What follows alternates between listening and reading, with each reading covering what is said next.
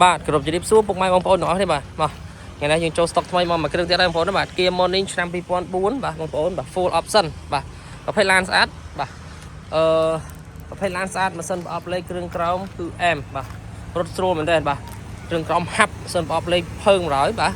សបកកង់អីគឺថ្មីទាំង4គ្រាប់អញ្ចឹងបងប្អូនដែលចង់បានតម្លៃ 3000 ជាងបងប្អូនមើលមកគ្រឿងនេះបានហើយតម្លៃគឺធូរមែនទេបាទខ្ញុំលក់ជូនបងប្អូនតែ 3600 ទេបាទKia Morning ឆ្នាំ2004 full option បាទ full option ណាបងប្អូនបាទឡានធានាជូនអត់មានបុកប៉ះពុកច្រេះទេបងប្អូនណាបាទចំណែកសបកកង់វិញណាអត់មានដូរមកទឹកទេគឺដូរថ្មីទាំង4គ្រាប់បងប្អូនបាទដូរថ្មីទាំង4គ្រាប់ណាបកកង់ថ្មីទាំង4គ្រាប់បិទ UV ឲ្យមកជុំបងប្អូនណាលេងក្រុមមេដៃទ្វាក្រុមមេដៃទ្វាសន្តោសក្រុមមេកញ្ចក់បាទបិទ UV ឲ្យមកជុំតោទឹកភ្លៀងបាទ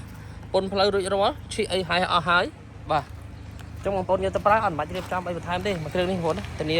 សិនប្រអប់លេខគ្រឿងក្រៅមកបងប្អូនមកស្អាតបាទចំណែកស្បកកង់ដូចខ្ញុំនិយាយអញ្ចឹងនេះថ្មីទាំង4បងប្អូនណាបាទនេះក្នុងអីគឺថ្មីណាស់បងប្អូនបាទខាងក្នុងគឺអត់មានលហែកទេស្ដាប់ពុកអត់មានលហែកមានស្ពោតទេបងប្អូនបាទតាមដៃទ្វារគឺមួយអែមបាទមួយអែមមានមញ៉ែ Android ហើយមួយទៀតបងប្អូនណាបាទកាមេរ៉ាក្រោយក៏ហើយបាទអញ្ចឹងមួយគ្រឿងនេះគឺរៀបចំរួចរាល់ជូនបងប្អូនហើយបងប្អូនយកទៅគឺប្រើចំណេញមែនតើហើយតម្លៃត្រឹមតែ 3600 ទេបងប្អូនណា 3600 តាក់ទងបងប្អូនណាទីតាំងខេត្តសៀមរាបបាទអរគុណ